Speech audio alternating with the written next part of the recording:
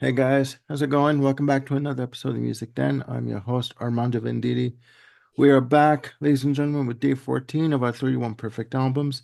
I am again joined by my illustrious co-host. We have Bill Schuster down below today. How's it going, Bill? Groggy but determined, Armando. Thank you. S- Same here. I've got my coffee ready to go. We have, sorry, Mr. Jim Brecker. How's it going, Jim? I am doing okay. I'm ready to talk fiction. Perfect. And we have Mr. Ken Cheshire. How's it going, Ken? Doing well. How are you? I'm okay with only two sips of coffee. I'm doing There good. we go. Yeah. Doing good. Ladies and gentlemen, as I said, we're back with day 14 of our 31 perfect albums. So without further ado, I will pass the virtual mic down to Mr. Bill Schuster as I see him on my screen. He's going to give us his pick for day 14. Thank you, Armando.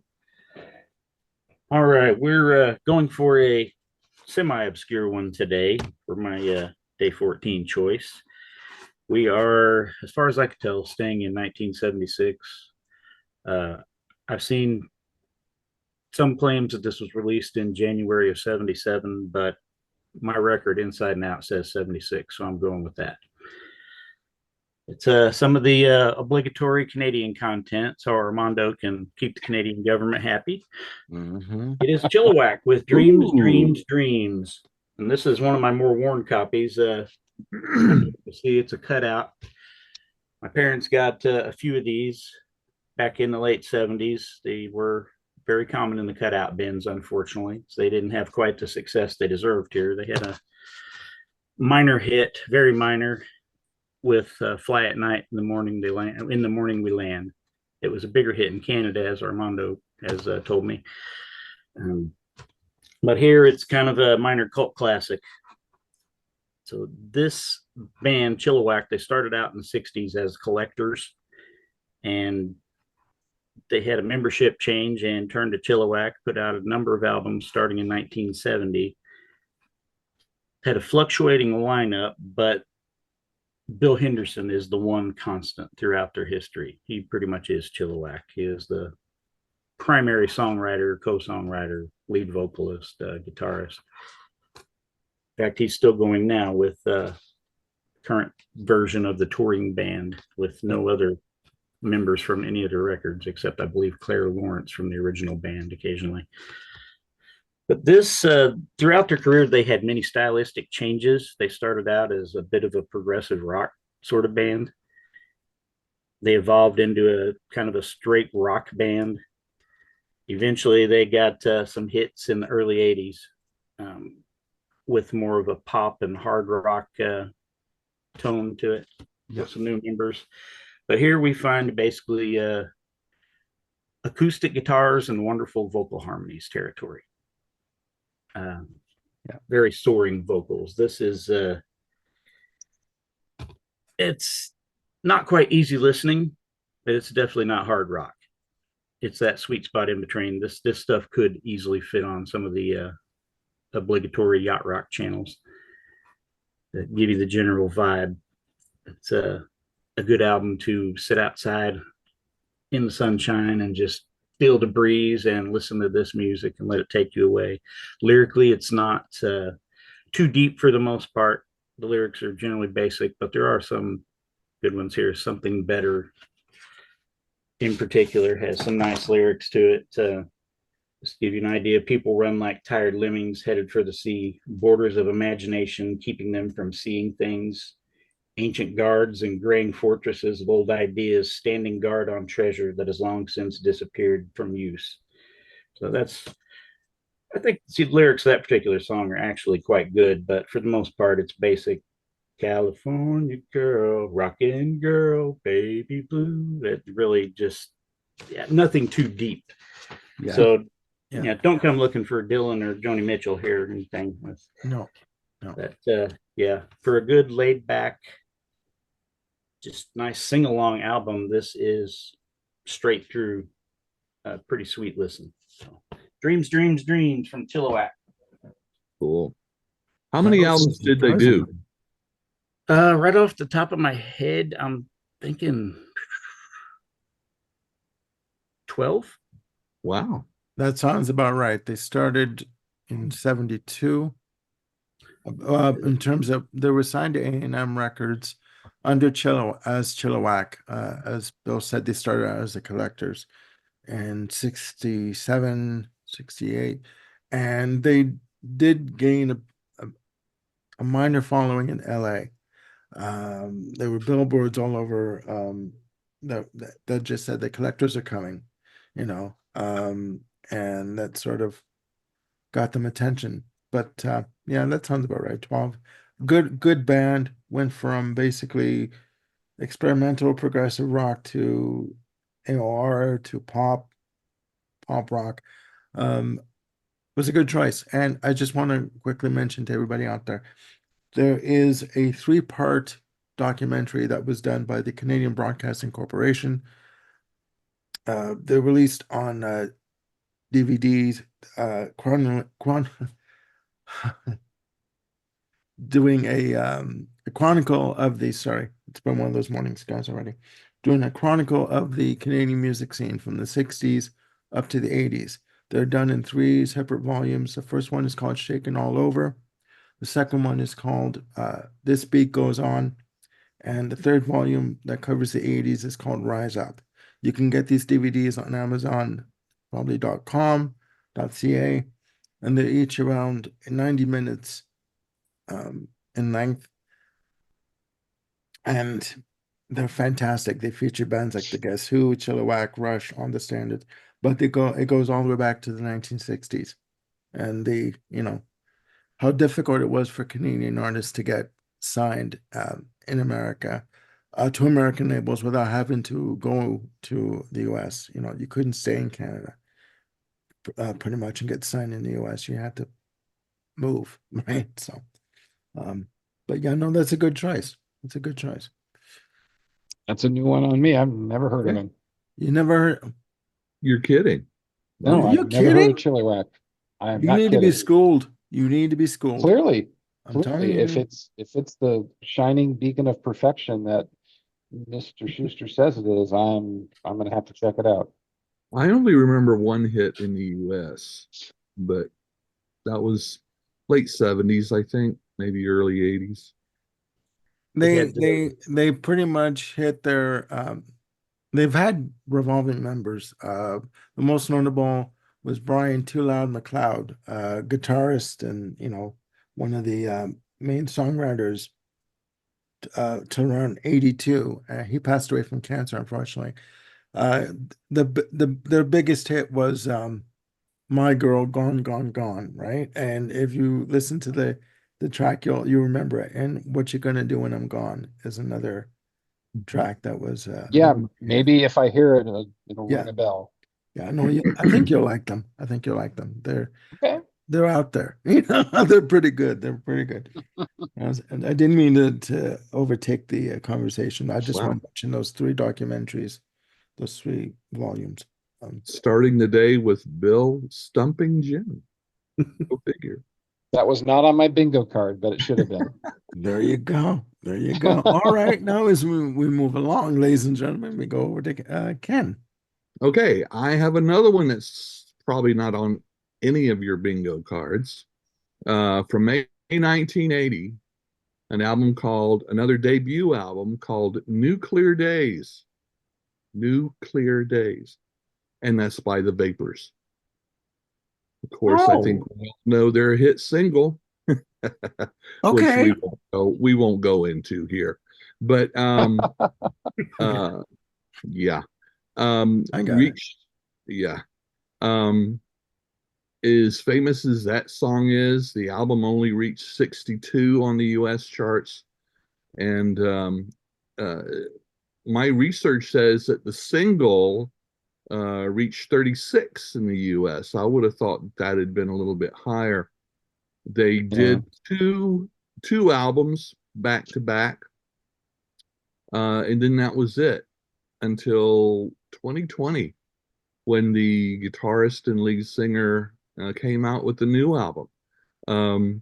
Sounds very much the same, except his voice sounds older. But the spirit is there. The thing I like about both of those first Vapors album, it's really, some really nice power pop. There are a lot of similarities in style to the Jam, especially that Rickenbacker bass sound. Yeah. Absolutely unmistakable. Both albums are very solid. Great musicianship from everyone. Good guitar work. All very upbeat, you know, where some of you like to shake your ass. This kind of makes you jump up and down. So again, no deep lyrics, although some of them are really quite nice. Just a real good feel good album. Ignore. Just put on something and just bop to it. Vacuum, dust, whatever around the house, or stay awake while you're driving in the car. So yeah, that's Always a my good number idea. 14, Nuclear Days by the Vapors. And It's a good choice. I forgot about the Vapors, and we won't mention that song that you're. Yeah. No background. Oh, sorry, guys. You really think so? Yeah. Okay. All right, we're gonna move on. Phone ringing and all. Okay, okay, Jim, go ahead. you said that there was a phone ringing. Yes. How interesting, because that ties in with my selection, which has been mentioned before. Um, so it's staying in 1976. This is Electric Light Orchestra with a new world record. So Armando, Okay, I this knew is it. on. Okay, you got the telephone reference there. Okay. Okay, but Um, Jeff Lynne is on the other line if I pick it up, so I won't even. hey, exactly. He'll say Yeah. hello. How are you? Have you been all Yes. right? So, this is, Jeff in full Beatles mode. I mean, this is such a wonderful, wonderful masterpiece of orchestral pop. It's tight, it's catchy, it's inventive, um, it's surprising in places. I mean, I was 11 years old and I picked up the album. I did not expect, opera to lead off track three. Yeah. And yeah, of course, telephone line, living thing, do ya, the monster hits on the album. But even just right off the bat, with the start of Tightrope with the, weird synth intros. I don't know if that's a Moog or an ARP, but it kind of just shimmers up and down and bong, you get the gong and off we go with the strings. All the way through the end with Shangri-La. It's just a note perfect album. If there's any fan of pop music out there who has not heard a new world record, you got to go correct that, because it's essential. It's perfect. It's perfect, I tell you. Armando and I are in complete alignment on that. It was both on our list. So It's a fantastic record. Yeah, it is. yep. It is. And I've always loved Telephone Line. And it's just a beautiful song. Very emotional. Good choice. Good choice. All right, ladies and gentlemen, my pick for day 14, now that the phone stopped ringing, thank Christ. We are going to go to December 10th, 1980 for the release of a soundtrack from Journey called Dream After Dream. This album kind of flew under the radar for a lot of people, did for me. I first heard about this due to the one song, the final track on the album, Little Girl, from the Times Cubed box set back in 1993. This was done for a soundtrack for a movie of the same name, Dream After Dream. This music, 9 tracks in all, 35 minutes in total. Very short album by today's standards. Out of the 9 tracks, 3 tracks have vocals. It's rock, it's jazz fusion, it's orchestral in some spots. It is sublime. It is sublime. It goes by so quickly, and to think that the caliber of this music was only recorded in 2 months is mind-blowing. It starts off with the 8-minute plus track Destiny, which goes through different chord sequences and changes on guitar. The beautiful instrumental Snow theme, which it's only about I'd say maximum 2.5 minutes, but it's some what I call a symphonic piece written by Ross Vallari, the Valerie, sorry, the bass player. Beautiful orchestral piece. Sandcastles comes next, the third track. This is jazz fusion with very few vocals on it, but beautiful emotional vocal delivery by Steve Perry. A Few Coins comes next. Just a 49-second sort of instrumental, that incidental piece of music that ends off side one. Moon Theme comes in, beautiful guitar from Neil Sean on this. Well, When the Love Has Gone is another fantastic piece of music, a lot of guitar on this.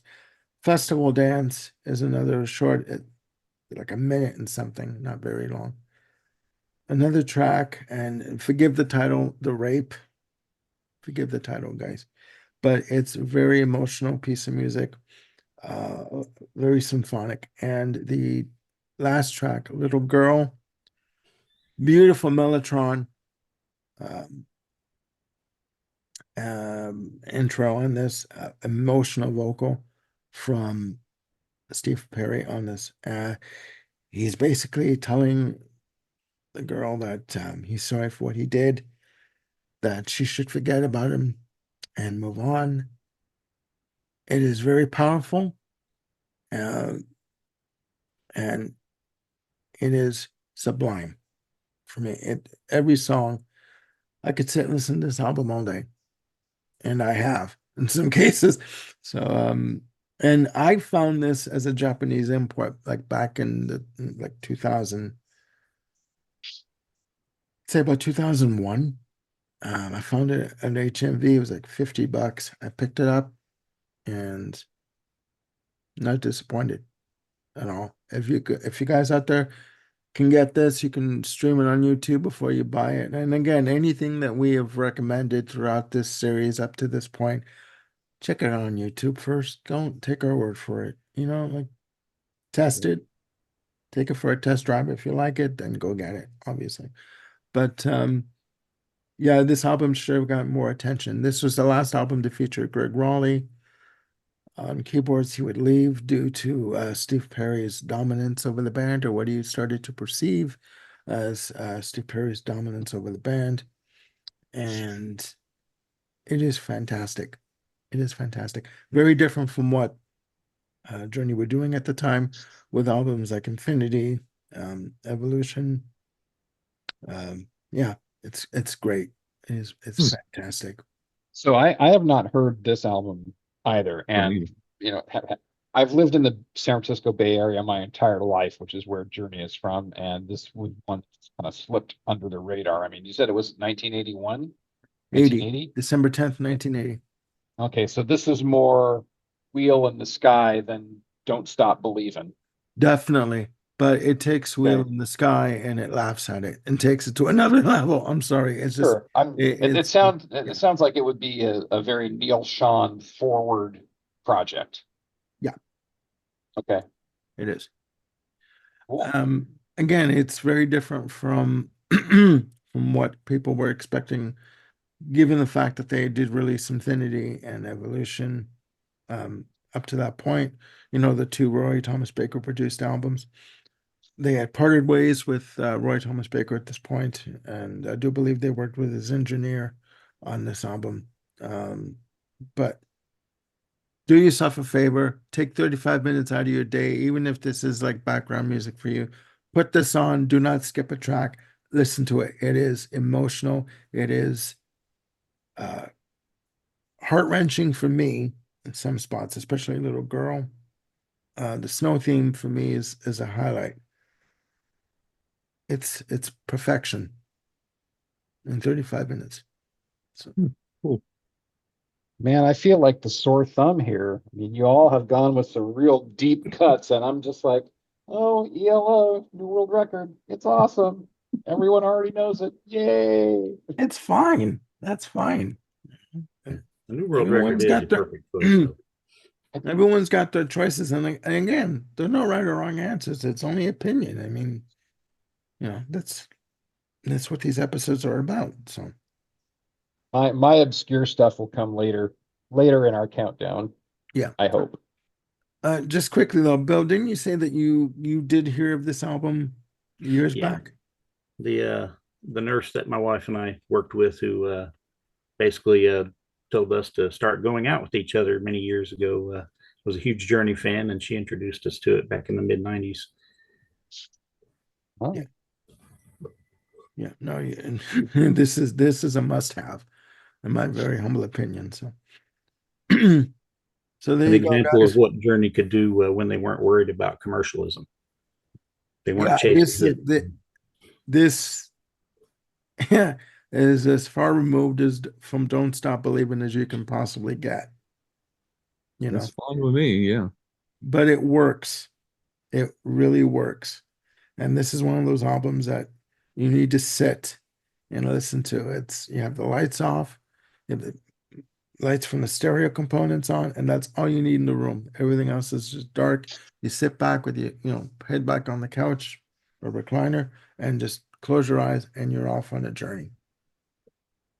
cool. I've said it before. So I've described many albums like that before, but for me, damn it, that's the way it is, and music doesn't always Literally have is to be journey. visual. Thank you. I Sorry. was waiting for someone to say that. What was that? I missed that. Said this literally is Journey. There you go. There you go. There you go. So there you have it, guys. Day 14 of our 31 perfect albums. I want to thank Bill, Ken, and Jim for joining me on this adventure. And we're only halfway through almost. So we have Almost. more to come.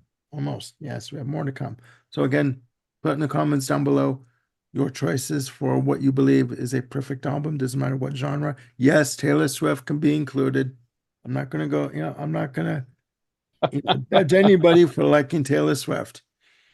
Bite my tongue. But anyways,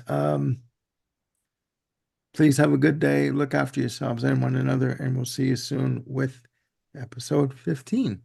Bye for now.